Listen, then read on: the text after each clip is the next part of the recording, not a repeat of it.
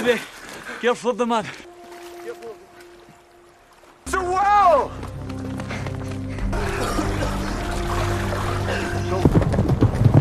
Everybody smile.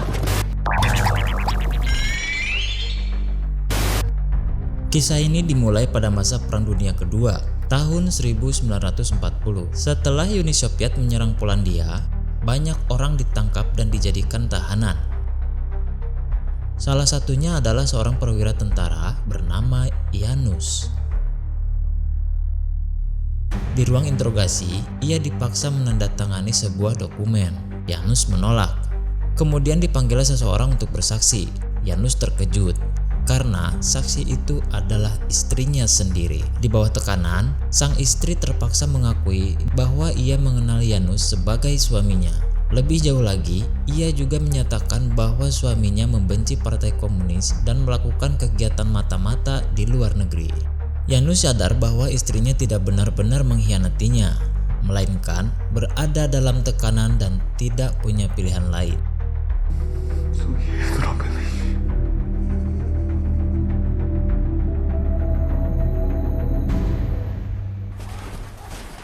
Kini, Janusz bersama para tahanan lain digiring menuju kamp kerja paksa di Siberia, sebuah penjara terpencil yang berdiri jauh di tengah hutan lebat dan salju yang membentang luas. Sesampainya di sana, mereka disambut dengan peringatan yang mengerikan. Setiap usaha melarikan diri hanya akan berakhir dengan kematian di tangan penduduk setempat yang akan mendapat bayaran untuk setiap buronan. Dan kini alam adalah penjara mereka. Rambut mereka digunduli, martabat mereka dilucuti, dan hidup mereka terperosok ke dalam jurang kerja paksa yang kejam dan kondisi hidup yang tak manusiawi. Dalam usahanya menyesuaikan diri dengan kenyataan pahit itu, Janusz berkenalan dengan Khabarov, seorang tahanan yang dijatuhi hukuman 10 tahun hanya karena berani memerankan seorang bangsawan dalam sebuah film. Khabarov memperingatkan Janusz tentang kenyataan pahit di kamp, di mana para kriminal profesional memegang kendali dengan dukungan penguasa, sementara tahanan politik dianggap sebagai musuh negara. Pada saat itu, kekejaman di kamp terungkap nyata di depan mata.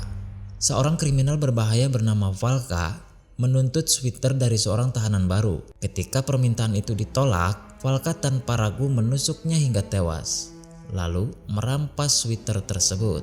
Janusz tertegun, tak percaya dengan kebiadaban yang baru disaksikannya.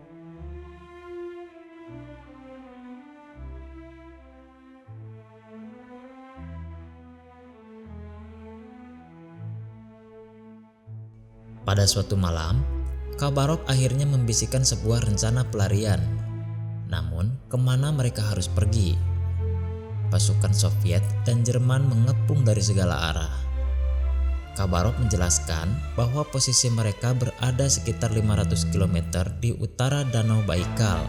Rencananya, mereka akan bergerak menyusuri tepian danau, terus menuju perbatasan Mongolia dengan menyeberangi jalur kereta api Trans-Siberia. Suatu hari, badai salju mengguncang perjalanan para tahanan. Di tengah kekacauan itu, ia menyaksikan keberanian tak tergoyahkan dari Smith, seorang tahanan asal Amerika. Bersama-sama, mereka membuat tempat perlindungan seadanya dari ranting dan daun. Di sanalah, Janusz bertemu dengan Zoran, seorang tahanan asal Yugoslavia, Kazek, seorang pria yang menderita buta malam, dan Vos, seorang tahanan dari Latvia. Perjuangan kian berat ketika mereka dipaksa bekerja di tambang. Janusz akhirnya membuka diri dan menceritakan rencana pelarian Khabarov. He has a plan. His name is Khabarov. He has no intention of escaping. He's a liar. Smith justru mengungkapkan kenyataan pahit. Khabarov hanyalah pembohong yang tak pernah sungguh-sungguh berniat melarikan diri. Ia sudah bertahun-tahun terjebak di kamp itu tanpa keberanian untuk pergi. Saat badai salju, Janusz melihat itu sebagai sebuah kesempatan untuk melarikan diri. Janusz meyakinkan Khabarov tentang hal itu dan akhirnya kebenaran terungkap. Semua hanyalah khayalan belaka. Sementara itu, Valka tidak sengaja menyaksikan percakapan mereka. Meski demikian, Janus dan kelompok kecilnya tetap melanjutkan persiapan. Mereka mulai mengumpulkan persediaan untuk perjalanan panjang. Di sisi lain, Smith menawarkan jam tangan Swiss miliknya kepada Lazar sebagai imbalan informasi. Rencana itu nyaris runtuh ketika Valka tiba-tiba menodongkan pisau ke leher Janus. Ia mengetahui rencana pelarian mereka, lalu menuntut untuk ikut serta. Alasannya sederhana, hutang yang menjeratnya terlalu banyak. Malam itu mereka memulai pelarian. Para penjaga bersama anjing-anjingnya berusaha mengejar. Badai salju membuat pandangan terbatas. Janus menggunakan pisau Valka untuk mengupas kulit kayu dan membuat topeng sederhana bagi semua orang. Topeng itu membantu mereka bertahan dari hembusan angin dan salju. Setelah mencapai tempat aman, mereka mengumpulkan perbekalan yang sebelumnya disiapkan. Di sana, Janus menyadari Valka mengenakan jaket Khabarov. Valka menjelaskan bahwa Khabarov hampir mengkhianati mereka. He was going to inform. Don't worry. I talked to him. Everything okay. Keesokan harinya, Janus menggunakan tongkat dan batu sebagai penunjuk arah. South to Lake Baikal. Lalu mereka mulai bergerak ke arah selatan. Kini persediaan mereka semakin menipis. Mereka membicarakan langkah selanjutnya dan bermalam di sana dengan membuat api unggun dari kayu bakar yang mereka kumpulkan. Kasih! Kasih! Kasih! Sayangnya, kondisi Kazek semakin memburuk. Rabun senjanya membuat ia hilang arah ketika mengumpulkan kayu di hutan.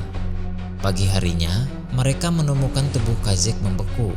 Kesedihan menyelimuti kelompok itu. Mereka menguburkannya dengan penuh hormat.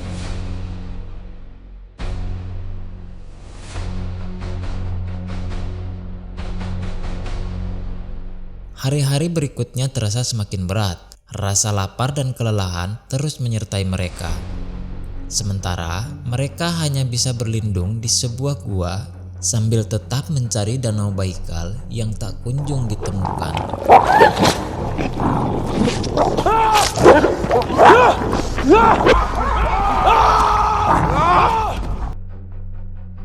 Janus memutuskan berangkat seorang diri mencari danau, sementara yang lain tetap tinggal di sana.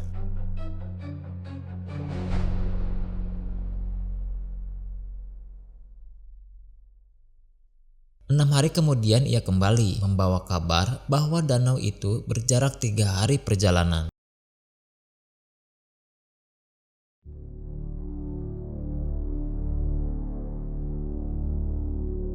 Dalam perjalanan menuju danau, mereka merasa ada yang membuntuti.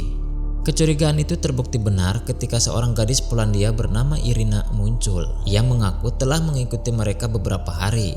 Awalnya kelompok itu menolak mengajaknya, khawatir kekurangan makanan dan takut langkah mereka terhambat. Hey! Careful the mud. Namun, setelah memburu seekor rusa di tepi danau, Vos kembali untuk menjemput Irina.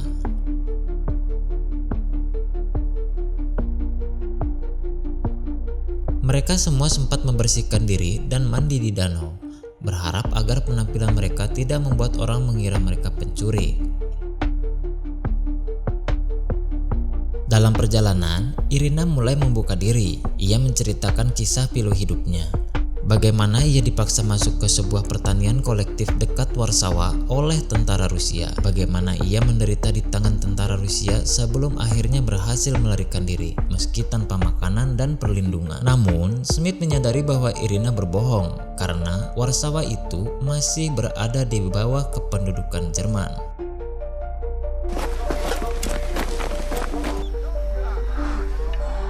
We need food again. Mereka pun memilih berjalan di pinggiran desa. Namun, Valka tiba-tiba menghilang. Smith curiga ia telah mengkhianati kelompok demi imbalan. Ketakutan itu sirna ketika Valka kembali membawa sekantong hewan hasil curiannya. Let's see who's idiot. Don't believe me, then don't eat. And Malam itu Valka mulai menyanyikan lagu dengan bahasa Rusia. Irina ikut bernyanyi. Dari situ Valka menyadari Irina seorang anak jalanan sama sepertinya. Irina kemudian berterus terang mengenai kisah hidupnya. My parents were Polish communists in 1937. They called me Rikov, but I remember their Polish name, Zilinska. So you ran away? Perjalanan berlanjut dan kelompok mereka disiksa kawanan nyamuk yang membuat wajah mereka bengkak penuh gigitan. Meski diperingatkan, Zoron nekat mendekati penduduk setempat. Ia kemudian mengetahui bahwa orang-orang itu memakai cincin dari kulit pohon di leher sebagai penolak nyamuk. Mereka melanjutkan perjalanan menuju perbatasan dan meninggalkan Danau Baikal. Dalam kebersamaan panjang itu, Irina mendekati tiap anggota kelompok, menggali kisah mereka. Hubungan mereka semakin erat, hingga suatu hari Irina melihat kaki Smith yang terluka parah karena perjalanan. Dengan lembut, ia merobek bagian bawah roknya untuk mencuci dan membalut luka itu.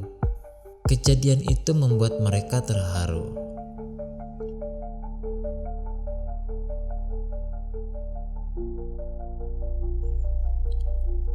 Akhirnya mereka mencapai perbatasan Rusia-Mongolia. Namun, Valka memutuskan untuk tetap tinggal. Ia memilih untuk tetap tinggal di tanah airnya.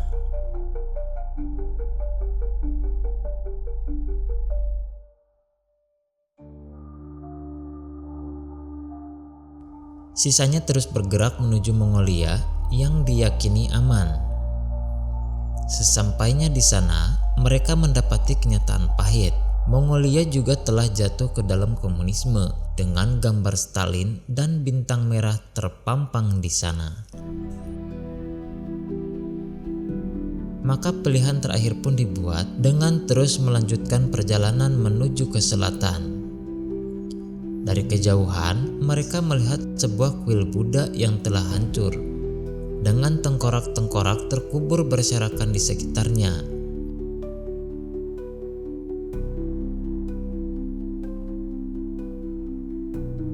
Harapan terakhir mereka adalah menembus Tibet dan menyeberangi Himalaya untuk mencapai India. Go over the Himalayas? How? On a magic carpet? We walk.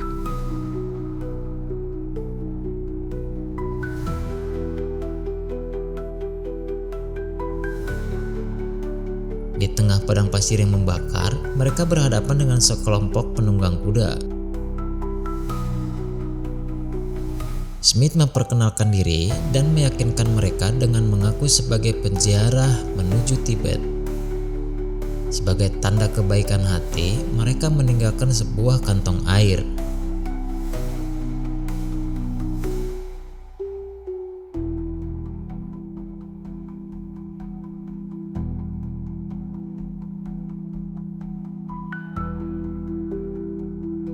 Hari berganti minggu. Kelompok kecil itu berjalan tersiok-siok melintasi gurun Gobi yang kejam. Sengatan matahari membakar mereka. Kelelahan, kehausan, dan perjalanan yang seolah tak berujung hampir mematahkan semangat mereka. Namun, tepat ketika harapan mulai sirna, sebuah keajaiban muncul di tengah padang pasir. Sebuah sumur berdiri di tengah luasnya gurun tandus. Mereka berlari menuju sumber air itu.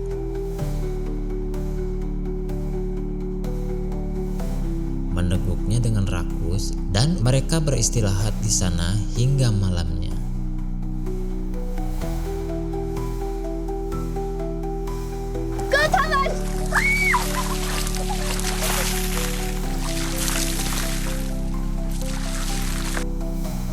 Keesokan harinya, mereka melanjutkan perjalanan.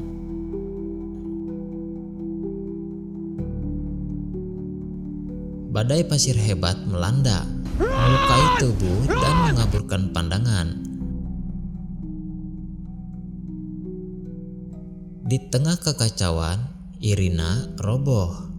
Kondisinya terus memburuk hingga akhirnya meski telah mereka upayakan, Irina meninggal dunia. Dengan hati hancur, mereka menguburkannya di hamparan gurun, meninggalkan kenangan pahit yang membebani langkah mereka.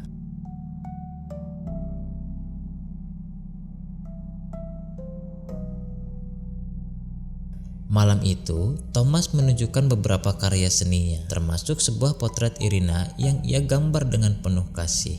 Tak lama setelahnya, ia pun menyerah pada kelelahan dan kehausan. Satu demi satu, teman seperjalanan mereka gugur. Janusz meminta Vos dan Zoron bergerak lebih dulu ke arah bukit, berharap dapat menemukan sumber air di sana. Dia kemudian menyusulnya bersama Smith. Mereka menemukan genangan air, keruh, kecil, namun cukup untuk membuat mereka tetap hidup.